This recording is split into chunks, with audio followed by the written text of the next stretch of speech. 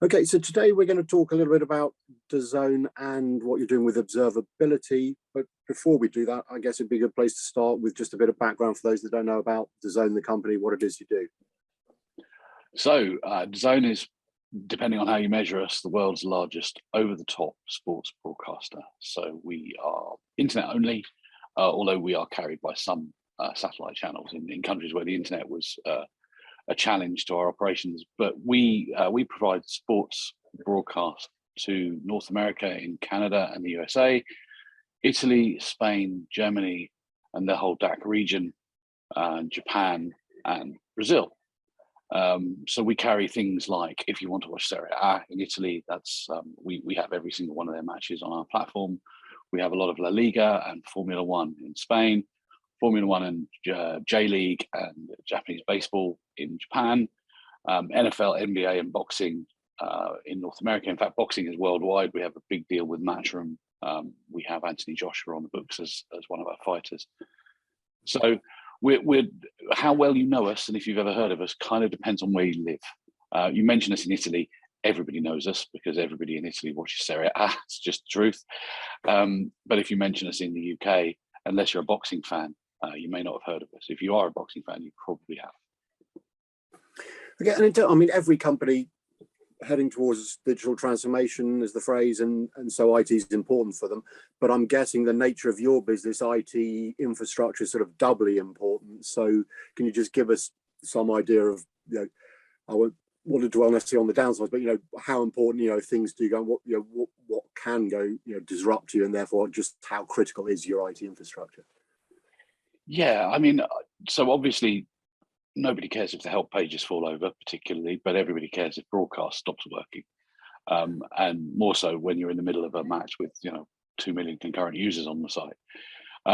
So we have the benefit of being cloud first. We weren't built on premise and migrated, so we didn't have to go through that pain of do we lift and shift, do we replatform, do we whatever. But we were built as predominantly a monolith.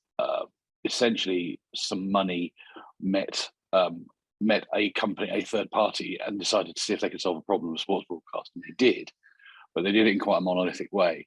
So what we've had to do is break that down into what is now just a sea of microservices, and it's 99.5% in Amazon and a tiny little bit of data processing stuff in Google, and some things that actually only really run on GCP for commercial reasons.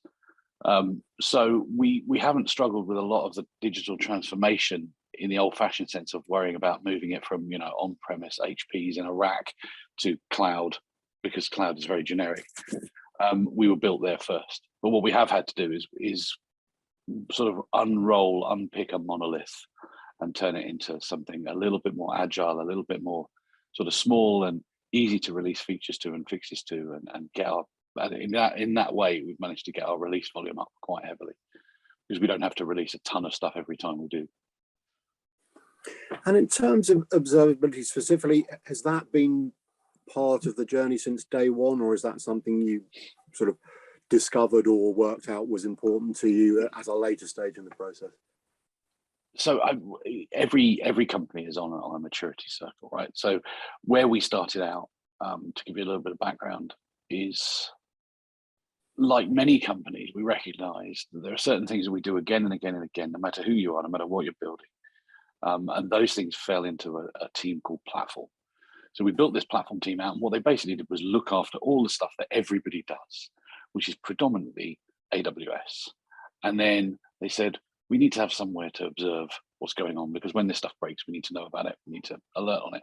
And every company goes through this cycle where they think, well, this development team has done it that way, and this development team has done it that way, and this one's done it a third way. There must be a standard. And so platform kind of took that on, but platform was a very generic squad that did a lot of everything all at once. And at the point that I joined, I actually joined as head of cloud rather than SRE when I joined.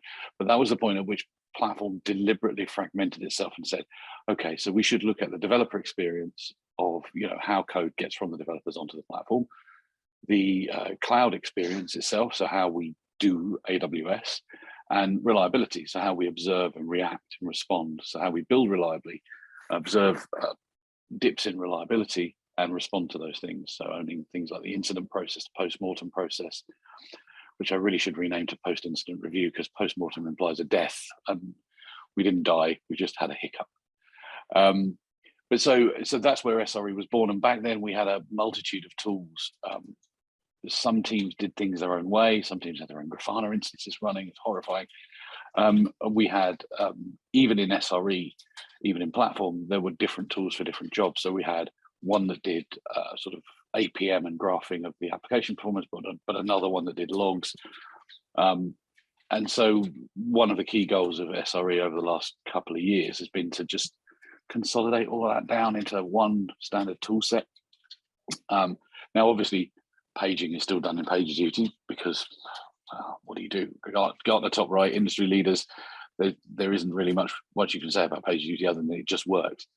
But we sort of had a look at the observability platforms that we had, and we ended up picking New Relic as the one that won. They were already there, but we decided that we could consolidate Datadog into New Relic, because we'd already moved from Datadog to New Relic, but we had Logzio as well, which was doing our logging, and we knew that we could put the logs now in New Relic because they've released this the logging functionality.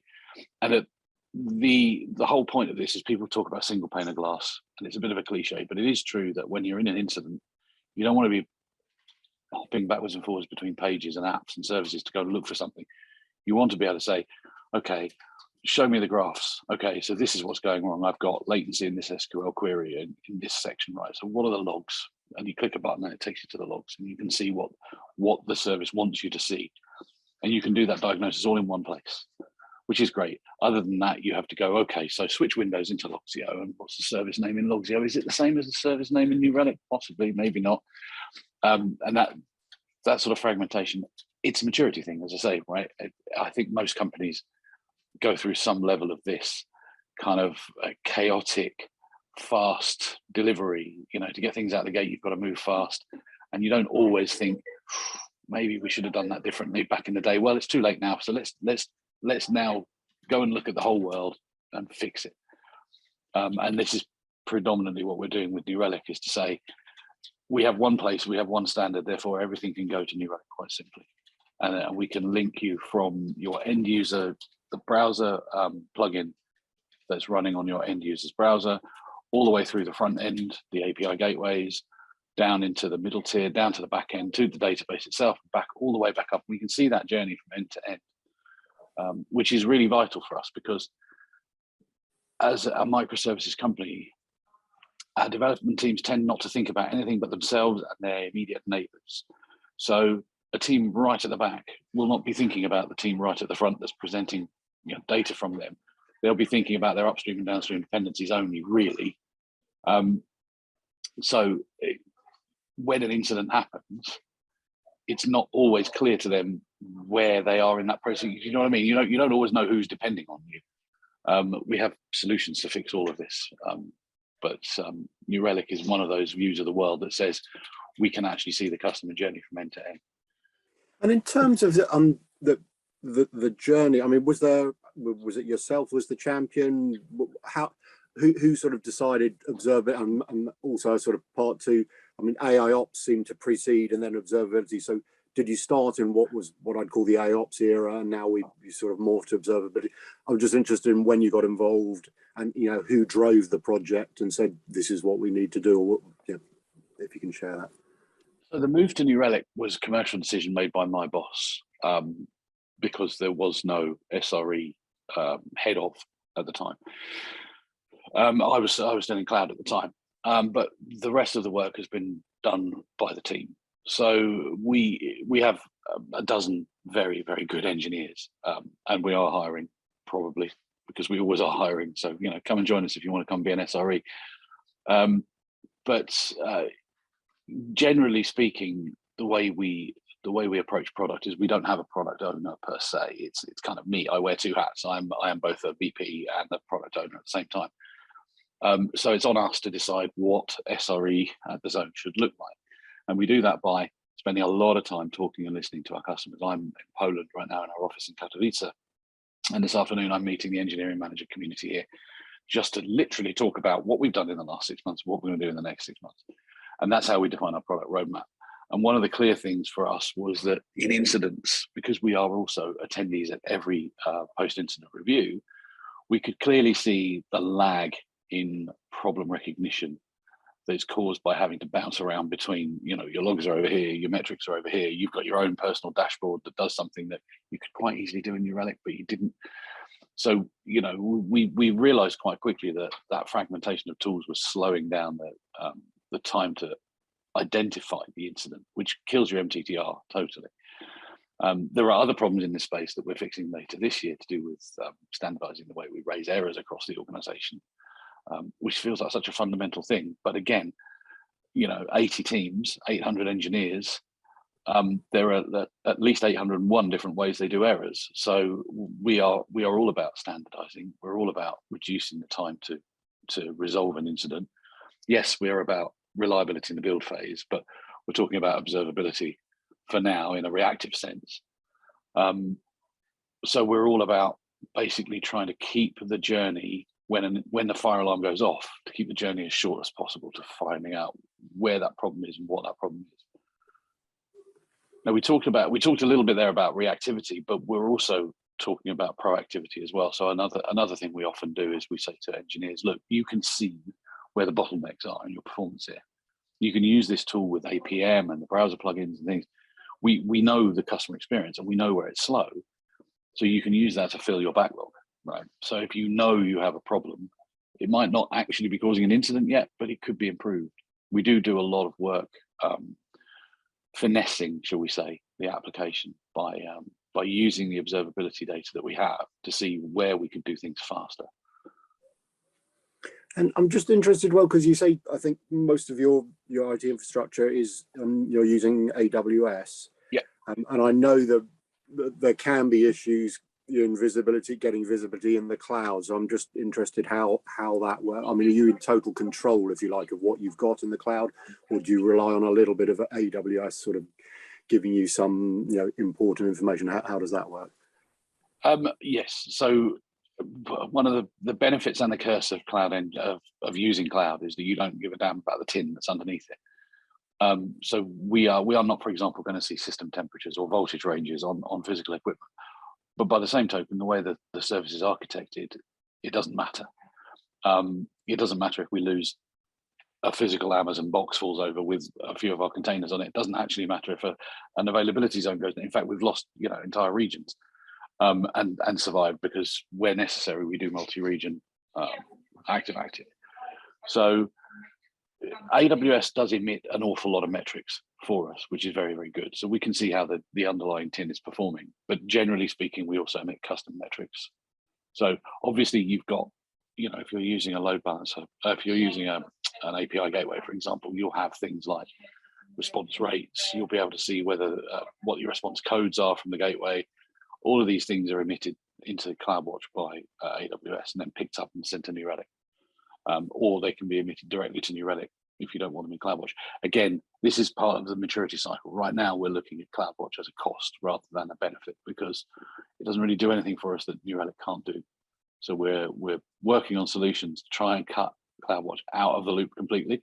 Not only does that potentially reduce the time it takes for the data to get from the service into New Relic itself, but it also will massively reduce our costs because CloudWatch, keeping it in CloudWatch is reasonably cheap. Getting it to CloudWatch is quite expensive.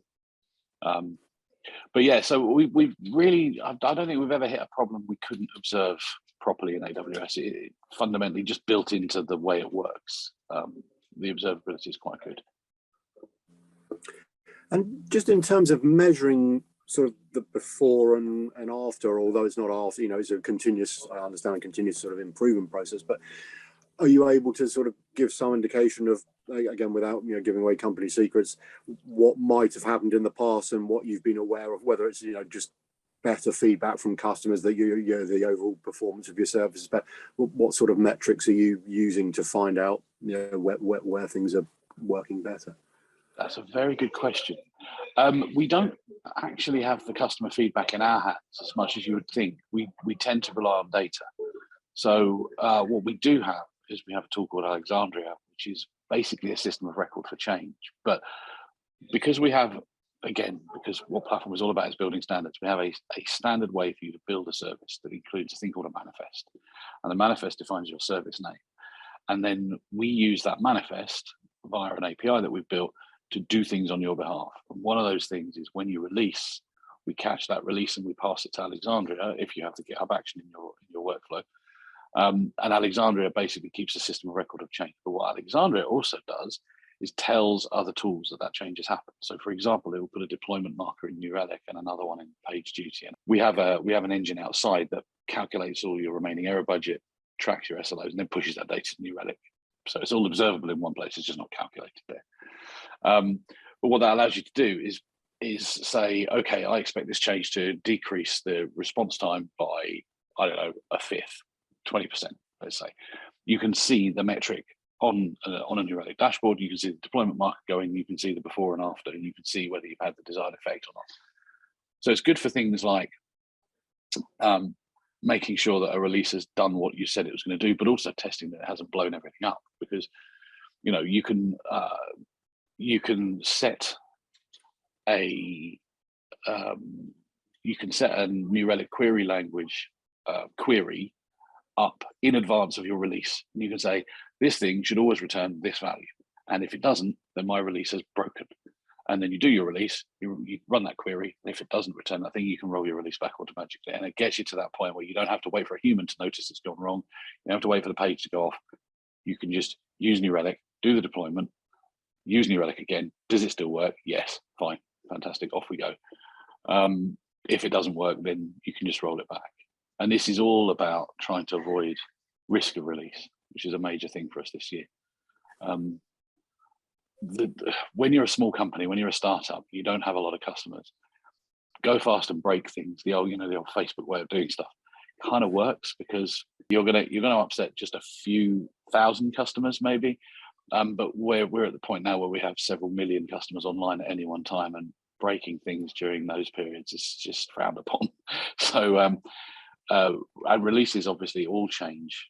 So all incidents are caused by change in some way, either change that you've done or change that's happened to you. So temperature changes, air conditioning units failing, release code is a common change that can cause outages.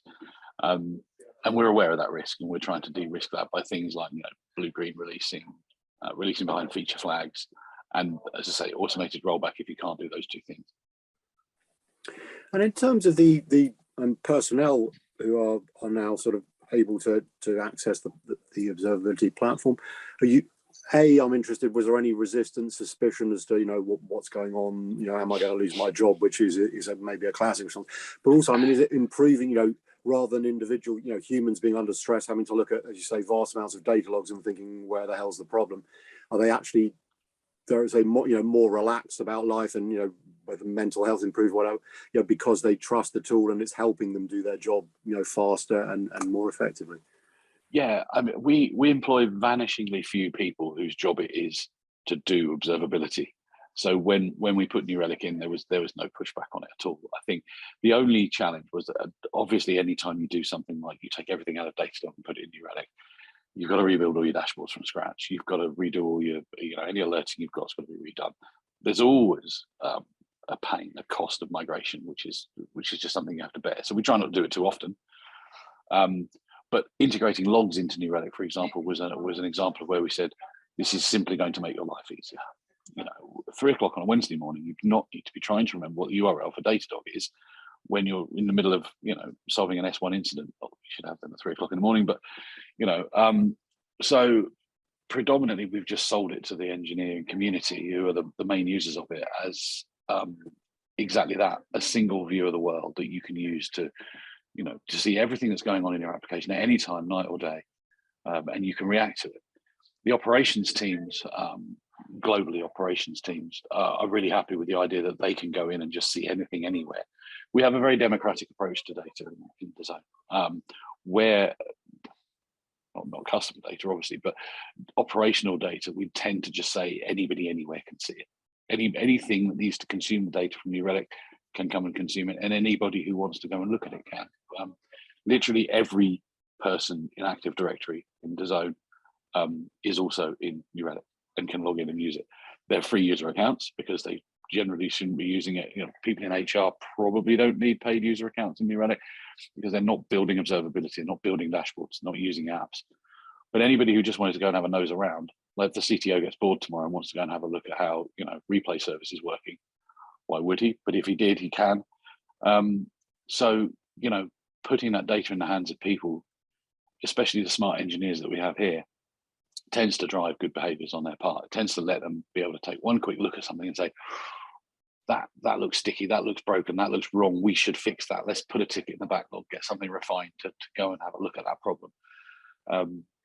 So it's well loved by the engineering community just because it is immensely powerful. And just, you've mentioned a bit about the New relationship, but were there any key, I'm guessing you had a look at some of the other platforms out there, were there any key things that made that New Relic decision easy, or were they all relatively comparable and therefore it was kind of anyone from half a dozen? How did that process work? I wasn't particularly in the room for that one because New Relic was brought in before I joined SRE. But from personal experience, I think that the thing that New Relic does better than everybody else is they do everything. They're trying to solve all of your problems in one space. So there are tools that are really good at APM, for example. There are tools that are great for logs.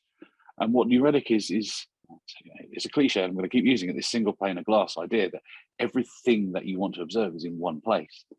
New Relic does that particularly well. And maybe just sort of in closing, looking to the future, do you, again, are there any targets as to sort of how deeply entrenched observability New Relic will become?